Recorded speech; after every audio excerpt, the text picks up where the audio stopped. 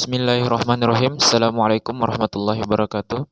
Alhamdulillahilladzi an'amana bi ni'matil imani wal islam wa nusalli wa nusallimu ala khairil anam nabiyyina Muhammad wa ala alihi wa ashabihi wa man tabi'ahum bi ihsan ila yaumiddin. Pertama-tama perkenalkan, nama saya Rahmat Hidayat, prodi Ekonomi Syariah, dan tujuan saya membuat video ini yaitu untuk memenuhi tugas UTS mata kuliah Akidah Akhlak yang dibimbing oleh dosen yaitu Ustazah Dr. Zainab Abdullah LCMTHI. Dan adapun judul yang saya akan bawakan yaitu beriman kepada Nabi dan Rasul Allah Subhanahu wa taala.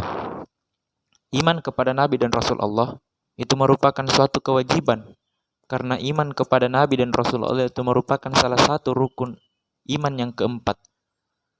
Iman kepada Nabi dan Rasul Allah yaitu mempercayai dengan sepenuh hati atas kedatangan Nabi dan Rasul Allah Subhanahu wa taala, mulai dari Nabi yang pertama yaitu Nabi Adam alaihissalam hingga Nabi yang terakhir diutus di muka bumi ini yaitu Nabiullah Nabi Muhammad sallallahu alaihi wasallam. Dan mereka semua itu memiliki satu tujuan yang sama, yaitu untuk mengesahkan Allah Subhanahu wa taala.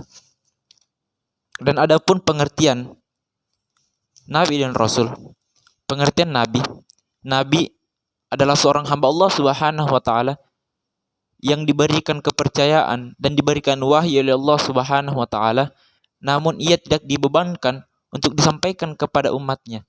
Ia tidak diperintahkan untuk disampaikan kepada kaumnya. Ia hanya diperintahkan untuk disampaikan kepada dirinya sendiri. Berbeda dengan Rasul. Rasul adalah utusan Allah Subhanahu wa taala yang diberikan wahyu, yang diberikan kepercayaan oleh Allah Subhanahu wa taala, namun ia juga diperintahkan untuk disampaikan kepada kaumnya. Ia juga diperintahkan oleh Allah Subhanahu wa taala untuk disampaikan kepada umat manusia. Jadi perbedaan Nabi dan Rasul itu ada 5. Yang pertama, Nabi itu memperoleh wahyu hanya untuk dirinya sendiri, sedangkan Rasul itu diberikan wahyu untuk disampaikan kepada kaumnya. Yang kedua itu setiap Nabi itu belum tentu Rasul, akan tetapi setiap Rasul itu pasti adalah Nabi. Dan yang ketiga yaitu jumlah Nabi itu sangat banyak, bahkan ribuan di dalam hadis, akan tetapi jumlah Nabi yang wajib kita ketahui itu hanya 25 saja. Dan yang keempat, Nabi yang paling pertama diturunkan di muka bumi ini yaitu Nabi Adam alaihissalam, sedangkan Rasul yang paling pertama diutus di muka bumi ini itu Nabi Nuh alaihissalam. Dan adapun Nabi dan Rasul penutup yaitu Nabiullah Muhammad sallallahu alaihi wasallam. Dan yang kelima yaitu jenjang kerasulan itu lebih tinggi daripada jenjang kenabian. Dan adapun pengertian iman kepada Rasul Allah, yaitu iman kepada Rasul Allah adalah termasuk rukun iman yang keempat dari salah satu 6 rukun iman. Yang dimaksud iman kepada Rasul Allah Subhanahu wa taala yakni mempercayai dengan sepenuh hati bahwasanya Rasul Allah itu adalah orang-orang yang diutus oleh Allah Subhanahu wa taala, orang-orang yang dipilih oleh Allah Subhanahu wa taala untuk menerima wahyu dari Allah Subhanahu wa taala untuk disampaikan kepada kaumnya, untuk disampaikan kepada seluruh umat manusia agar bisa dijadikan sebagai pedoman hidup sehingga ia bisa memperoleh kebahagiaan di dunia maupun di akhirat. Sedangkan menurut Imam Badawi, Rasul adalah orang yang diutus oleh Allah Subhanahu wa taala dengan syariat yang baru untuk menyeru kepada manusia untuk senantiasa beribadah kepada Allah Subhanahu wa taala. Sedangkan nabi adalah orang-orang yang diutus oleh Allah Subhanahu wa taala untuk menetapkan syariat-syariat rasul-rasul sebelumnya. Jadi adapun dalil-dalil yang mengenai tentang Rasul Allah Subhanahu wa taala itu terdapat di dalam Al-Qur'an surah Al-Anbiya ayat 7 yang artinya kami tiada mengutus rasul-rasul sebelum kamu melainkan beberapa orang laki-laki yang kami beri wahyu kepada mereka, dan maka tanyakanlah olehmu kepada orang-orang yang berilmu jikalau kamu tiada mengetahui. Di dalam ayat lain Allah juga berfirman di dalam surah Al-Mu'min ayat 78, dan sesungguhnya kami telah mengutus beberapa orang rasul sebelum kamu. Di antara mereka ada yang kami ceritakan dan ada pula yang tidak kami ceritakan kepadamu. Tidak dapat bagi seorang rasul membawa suatu mukjizat melainkan atas izin Allah Subhanahu wa taala. Maka apabila telah datang perintah Allah, diputuskan dengan adil, dan ketika itu rugilah orang-orang yang berpegang kepada yang batil. Nah, di ayat tersebut dijelaskan bahwasanya Rasul yang pernah diutus oleh Allah Subhanahu wa taala itu sangat banyak.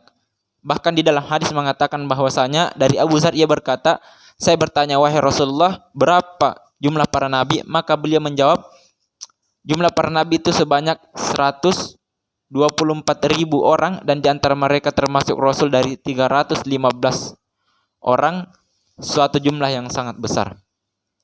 Dan adapun sifat-sifat wajib dan mustahil yang harus kita ketahui itu, adapun sifat wajib yaitu yang pertama as-siddiq artinya benar, yang kedua amanah artinya dipercaya, yang ketiga itu ada tabligh yang artinya menyampaikan, dan fatanah yang artinya pintar. Dan adapun sifat mustahil yaitu ada kadzib yang artinya dusta, yang kedua ada khianat yang artinya tidak dipercaya atau dengki, yang ketiga ada kitsman yang artinya menyembunyikan, dan yang keempat ada baladah yang artinya bodoh.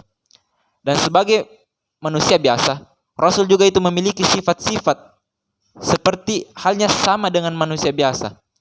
Namun sifat tersebut itu tidak dapat mengurangi martabat mereka sebagai utusan Allah Subhanahu wa taala, dan juga tidak mempunyai celah untuk merendahkan dirinya, serta tidak mengurangi kedudukan mereka sebagai Rasul Allah Subhanahu wa taala. Dan apa fungsi Rasul diutus oleh Allah Subhanahu wa taala? Fungsi Rasul yaitu di antara lain adalah menceritakan ayat-ayat Allah, menjelaskan agama dengan terang, dan menggunakan bahasa kaumnya.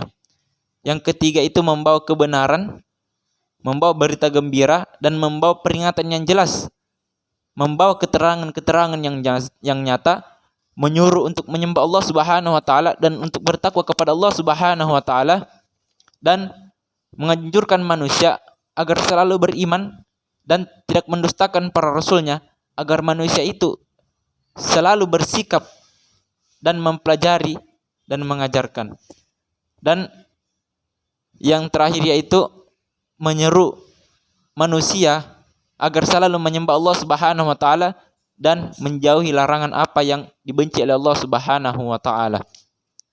Dan adapun yang terakhir yaitu, jadi kita sebagai umatnya beriman kepada Rasulullah itu merupakan salah satu hal yang sangat berharga bagi kita. Karena selain memberikan hikmah yang sangat bermanfaat, juga akan memberikan pelajaran dan teladan bagi kehidupan kita, baik itu di dunia maupun di akhirat. Nah, kita sebagai manusia harus mempelajari lebih dalam, memahami lebih luas, dan menerapkannya di dalam kehidupan kita tentang beriman kepada Nabi dan Rasulullah Subhanahu wa taala, agar kita bisa menjadi lebih baik di setiap harinya dan mendapatkan kehidupan yang lebih bahagia. Mungkin ini yang bisa saya bawakan. Mohon kurang dan lebihnya mohon dimaafkan. Akhirul kalam, hadanallahu wa iyyakum ajmain. Assalamualaikum warahmatullahi wabarakatuh.